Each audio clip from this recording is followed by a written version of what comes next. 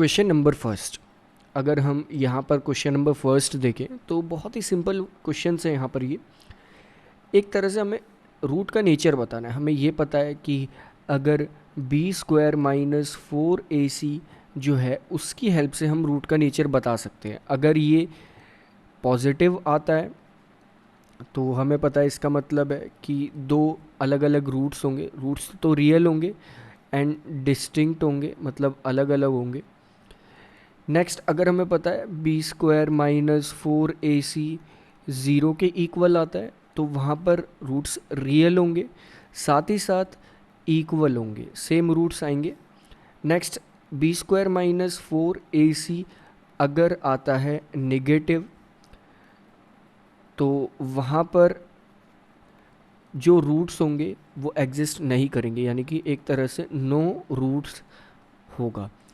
इसी चीज़ को ध्यान में रखते हुए यहाँ पर हम जो हमें क्वेश्चन दिया है उसमें ये कैलकुलेट करेंगे, ये बताएंगे कि ये जो क्वाड्रेटिक इक्वेशन है इसके रूट्स का नेचर क्या है। लाइक यहाँ पर अगर हम क्वाड्रेटिक इक्वेशन देखें तो इसमें a हमारे पास है 2, b हमारे पास है -3 एंड c हमारे पास है 5। बी स्क्वायर माइनस 4ac अगर हम करें तो बी स्क्वायर माइनस 4ac हमारे पास आएगा यहाँ पर -3 का square 9 minus 4 multiplied bye 2 multiplied bye 5। तो एक तरह से हम यहाँ से देख सकते हैं कि जो हम यहाँ पर सॉल्व करके कैलकुलेट करेंगे तो वो वैल्यू जो आएगी वो जब इसे हम सॉल्व करेंगे तो वो वैल्यू एक तरह से नेगेटिव आएगी। नेगेटिव क्यों आएगी? क्योंकि 9 माइनस 40 यहाँ पर हो जाएगा -31, और हमें पता है जब कभी भी नेगेटिव अगर बी स्क्वायर माइनस 4ac आता है तो वहाँ पर नो रूट्स होती हैं, तो हम कह देंगे there is no possible roots for this quadratic equation. Second question में हमें दिया है, सेकंड पार्ट जो हमें इस क्वेश्चन का दिया हुआ है वो हमारे पास गिवन है। लाइक क्वाड्रेटिक इक्वेशन हमारे पास वहाँ पर ये है 3x square minus 4√3x plus 4 equal 0। इसे अगर हम सॉल्व करें तो यहाँ पर हम a देखते हैं। a हमारा क्या होगा? a होगा यहाँ पर हमारे पास 3, b होगा हमारे पास -4√3 एंड c होगा हमारे पास 4।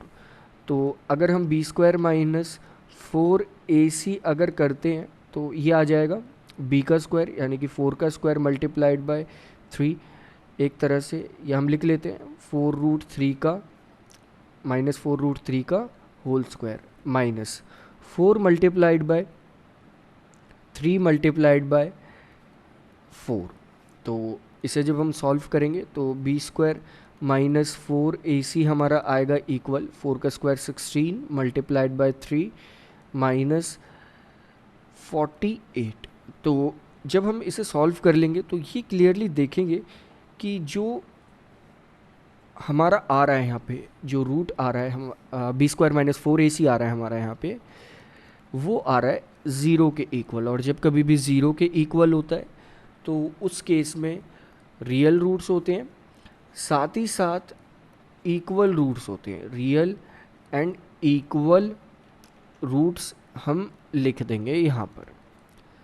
सेकंड चीज़ हमें ये ध्यान रखनी है कि जो हम बी स्क्वायर माइनस 4ac यहाँ पर करते हैं वो सिर्फ रूट्स का नेचर बताता है, लेकिन अगर हमें रूट्स ही कैलकुलेट करने हैं तो रूट्स कैलकुलेट करने के लिए हमें root b square minus 4ac calculate करना होगा। एक तरह से जो हम बी स्क्वायर माइनस 4ac की वैल्यू निकालेंगे उसका रूट कर देंगे।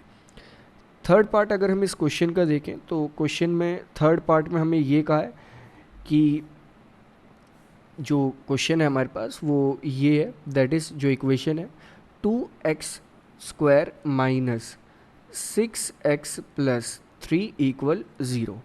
तो इस इक्वेशन को अगर हम देखें तो यहाँ पर a जो है हमारा वो हो जाएगा 2, b हो जाएगा -6 एंड c हो जाएगा यहाँ पर एक तरह से 3।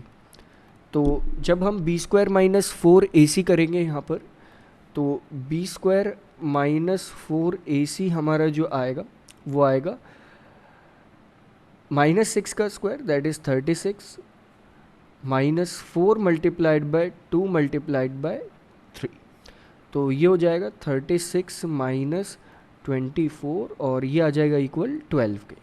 तो बी स्क्वायर माइनस 4ac हमारा यहाँ से आ जाएगा 12 के इक्वल। और अगर ये पॉजिटिव है इसका मतलब यहाँ पर रियल तो रूट्स हैं, साथ ही साथ यहाँ पर डिस्टिंक्ट रूट्स हैं। डिस्टिंक्ट मतलब अलग अलग है, वो रूट्स सेम नहीं है। तो ये चीज़ है, अगर हमसे नेचर पूछा जाएगा तो हम नेचर क्लियरली बता देंगे। और जब आपसे रूट्स कैलकुलेट करने की बात आएगी, क्योंकि इस क्वेश्चन को अगर हम देखें तो ये कहा अगर रूट्स एग्जिस्ट करते हैं तो हमें उन्हें फाइंड भी करना है कि वो क्या होंगे। तो फर्स्ट पार्ट में तो कोई रूट्स हम फाइंड नहीं कर पाएंगे। सेकंड रूट जो सेकंड पार्ट है इस क्वेश्चन का, उसमें देखें तो वहाँ पर इक्वल रूट्स आने हैं। और हमें पता है रूट्स किसके इक्वल होते हैं। एक तरह से रूट्स का जो फॉर्मूला होता है वो minus b plus minus under root b square minus 4ac whole upon 2a होता है।